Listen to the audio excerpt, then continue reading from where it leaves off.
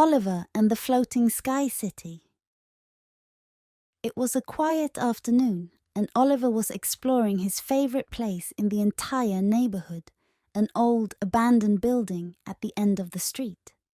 He had always loved its creaky floors and dusty halls, which made him feel like an explorer on a grand adventure. But today, something was different. As Oliver wandered through the building, he stumbled upon a hidden door he had never noticed before. It was small, with intricate carvings of clouds and stars, and right in the middle was a shiny button that seemed to be glowing. Curiosity got the better of him, and Oliver pressed the button. With a soft whoosh, the door opened, revealing a tiny elevator with walls made of glass. Oliver stepped inside, and before he could even think about it, the elevator began to rise.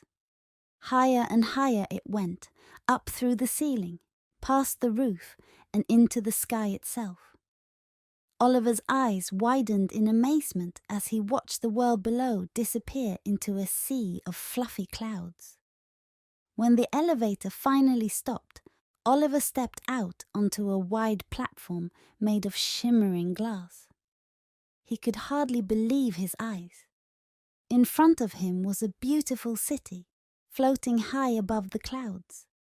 There were golden bridges, towering spires, and sky gardens filled with colorful flowers that seemed to glow in the sunlight. Airships floated lazily through the air, and birds with long flowing feathers flew in graceful circles above. "Welcome, traveler," came a voice from above. Oliver looked up to see a small, fluffy creature perched on a nearby lamppost. It was a cat, but not just any cat. This one was made entirely of clouds, with bright blue eyes and a tail that swirled like mist. "I'm Nimbus," the cat said, hopping down to land in front of Oliver. "You must be here to help us. The Sky City is in trouble." Oliver blinked in surprise. "Trouble? What kind of trouble?" he asked. Nimbus sighed, his fluffy tail drooping. "Our wind crystal has gone missing. It's what keeps the Sky City afloat. Without it, we'll start to sink back down to the ground. We think it was taken by someone from the Stormy Isles, but no one here is brave enough to go there and get it back." Oliver felt a spark of excitement. He had always dreamed of going on a real adventure, and this sounded like the perfect opportunity. "I'll help you," he said, his voice filled with determination. Nimbus's eyes brightened, and he purred happily. "Great! Follow me. We need to see Captain Zephyr. He's the only one who knows how to get to the Stormy Isles." Nimbus led Oliver through the Sky City, past floating gardens and bridges made of light, until they reached a grand airship docked at the edge of the city. Standing at the helm was a tall, elderly man with a long coat and a hat adorned with feathers. His eyes twinkled like stars, and he gave Oliver a kind smile as they approached. "So you're the brave soul who's going to help us," Captain Zephyr said, his voice deep and warm. "The Stormy Isles are a dangerous place, but with a good heart and a bit of courage, I think you'll do just fine." Oliver nodded, feeling a mix of excitement and nervousness. He climbed aboard the airship with Nimbus by his side, and Captain Zephyr set sail. The ship glided smoothly through the sky, the wind filling its sails as they soared towards the dark, swirling clouds in the distance, the Stormy Isles. As they approached the Stormy Isles, the sky grew darker and the wind howled around them. The airship rocked gently, but Captain Zephyr kept a steady hand on the wheel. "The wind crystal is hidden in the tallest tower," he said, pointing towards a jagged spire that rose up from the clouds. "But beware! It's guarded by the storm spirits. They love playing tricks, and they won't let the crystal go without a challenge." Oliver took a deep breath, his heart pounding.